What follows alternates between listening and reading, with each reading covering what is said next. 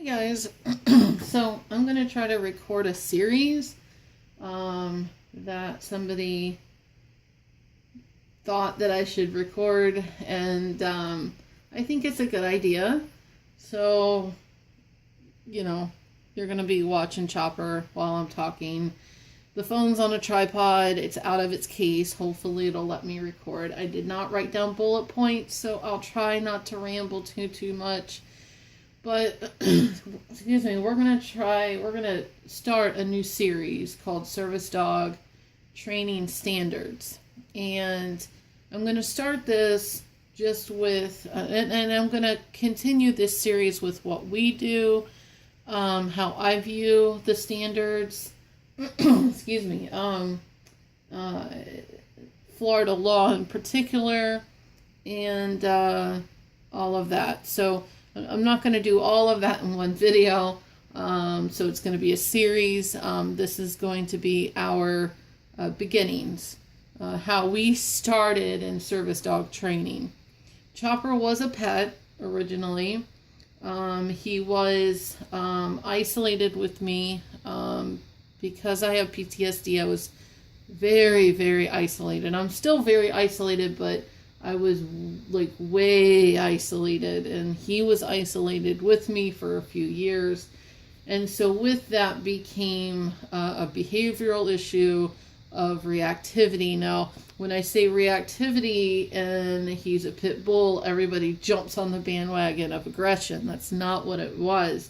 His reactivity was overexcitement about people, overexcitement about dogs, overexcitement in general, because he was isolated with me. So I knew why it was going on. When somebody brought to my attention that I could train a service dog myself for psychiatric issues, PTSD to be exact, I first, obviously, I talked to my doctors. At the time, it was just PTSD, so it was just my therapist.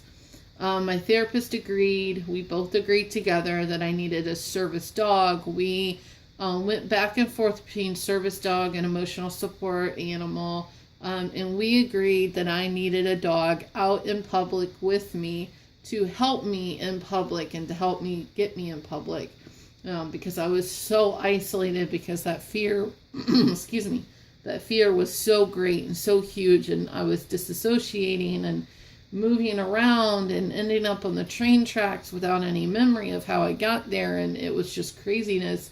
So we both agreed that I needed a service dog, and so then I researched for a couple of months. I didn't start training, I didn't do anything, I researched, and I probably,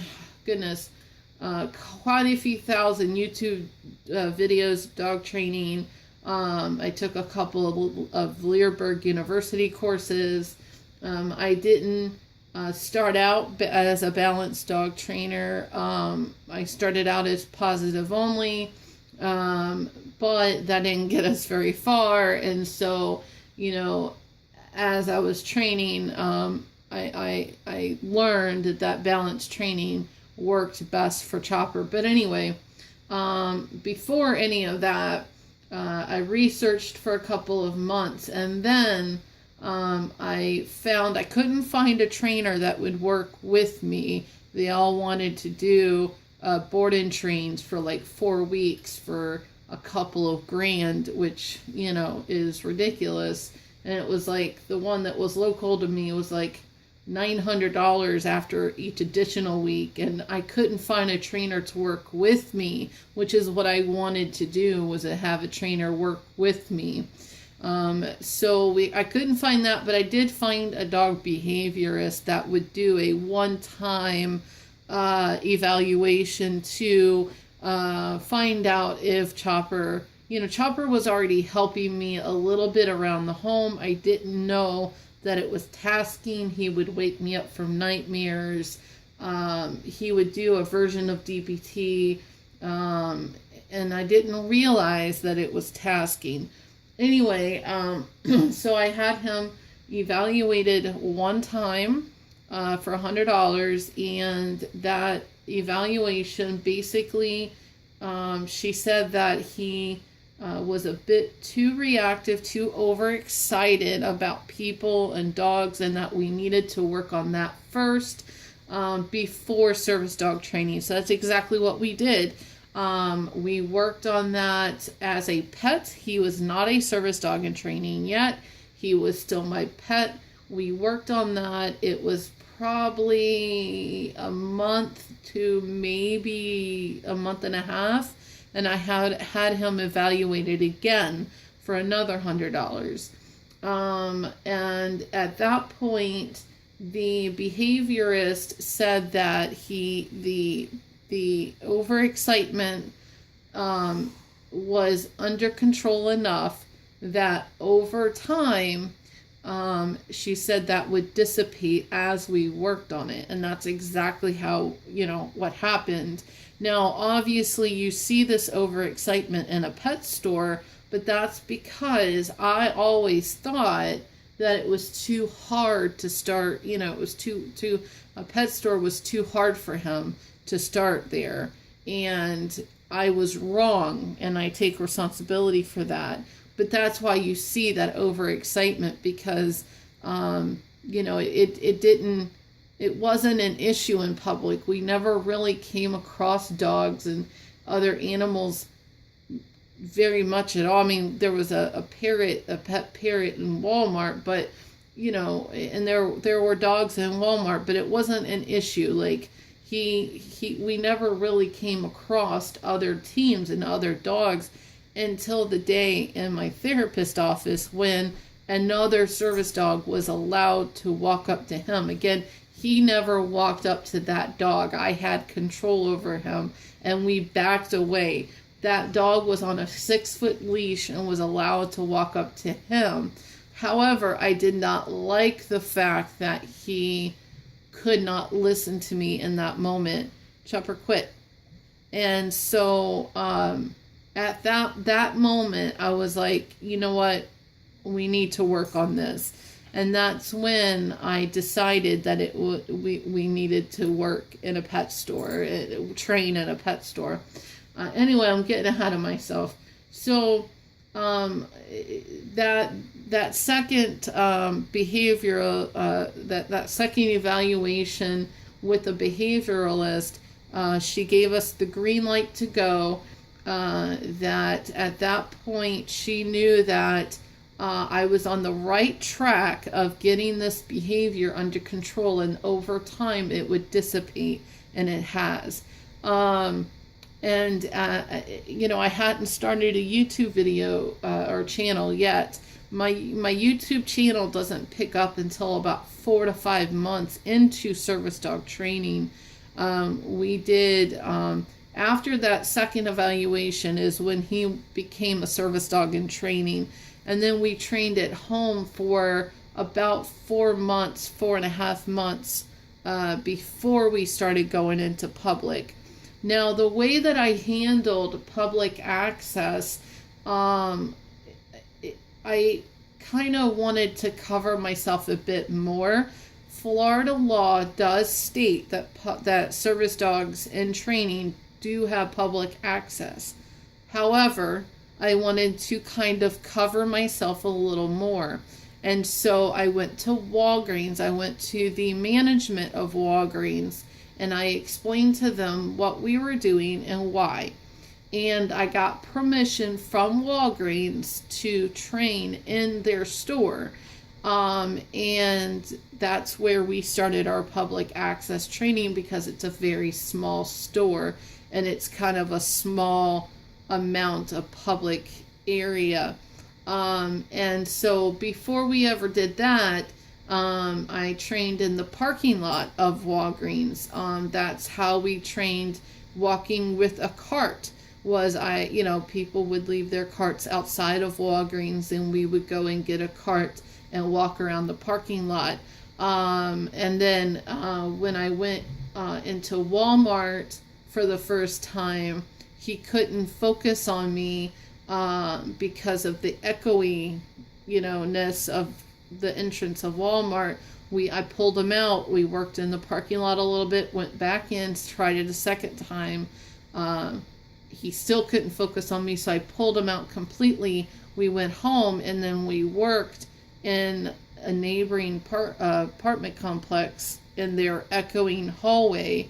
If you go back really, really early in my videos, you'll see really dark training, because that's before I figured out how to turn the flash on my video on my phone. But basically, I would walk up and down that hallway, stopping, and talking and treating and all of that to work on the echoing sound. Then we went to Lowe's and trained in their entrance. Lowe's is pet friendly. And then we went back to Walmart. So kind of our starting was, he was a pet. He's very calm in general for his breed. Pit bulls are pit bulls are a very active breed. He's very calm for his breed. In general, his true temperament is very calm and chill, but he had this behavioral issue of overexcitement about people due to being isolated from people in the outside world for a couple of years. And so we had to work on this behavioral issue, and I did have him evaluated by a behavioralist twice, and we were given the green light to go the second time. You see this kind of pop up when we don't work for a while. Like right now, I have a donut tire on my car, and I'm afraid to drive it anywhere with him, because I don't want to, die. I don't want it to pop and then have to figure out how to get him in a tow truck. And so he's going to be out of the public for about a week, and you'll start seeing a little bit of that whininess come back. And so we're still working on it, but for the most part, and I want to add, I have permission to train every single place that we train. In Lowe's, it's pet friendly, but I did get permission there. My therapist, where the elevator is, I have permission to train there. And Aldi, I got permission to train in there. And we haven't been anywhere else yet, but I plan on getting permission everywhere we go. And Florida law does give service dogs and training public access, but I wanted to kind of have that other that permission. And I also get permission, and this is something that really irks me. Florida law does not state that you can train off leash. It states, just like the ADA states, that a dog can task while off leash if they need to, but tasking and training are very different. And if Chopper needs to task off leash, like for instance at Aldi, we're in the bagging station, I have to take the leash off of me and have him down, and he's in a blocking position so that I can bag my stuff and have the cart on one side and him on the other. He's tasking. At the gas station, same thing, he's tasking. However, when I take the leash off I've done it at my therapist, I've done it at Walgreens, I think I've done it at Lowe's, and I did it at the pet store. Every single place that I train off leash, I have permission to do that. So Florida law does not state that you can train off leash. Florida law states that a dog can task off leash if the leash prohibits or prevents the tasking, just like the ADA states, but it does not cover you for training off leash. I do recognize that a dog has to be trained to be off leash in order to task off leash, but the way that I approach it is I get permission from the business, because then if I have permission from the business, I don't need a law to back me, because I have permission from the business. Anyway, we started getting into balance training probably maybe a month into service dog training, where positive only really wasn't cutting it. And so I started researching like mad, balance training. And I think I'm the only person that has ever put a prong collar, a mini educator e-collar, a flat buckle collar, and a choker on my own neck. But I have. And so I know how they feel on my own neck. But I took 3 Leerburg University courses. One of them was free, but I paid for 2 of them. They're not cheap at all. I have about 4,000, probably even more than that, but close to 4,000 YouTube videos under my belt. I have about 5 books. I have paid for 2 video on demands. I've got a lot of research, and I used to train behavioral modification back in my 20s. I used to train dogs for a living, and it wasn't balanced. But in any case, I used to train dogs, and it was behavior modification mainly. So I have training, a lot of training under my belt. So, but anyway, I don't want to ramble too long. This video is already, 16 minutes, but that was our beginnings. I'm going to leave the comments open. If you have any questions, shoot them. No hatred. And this is the start of the series, and I'll continue on this series, but that was our beginnings.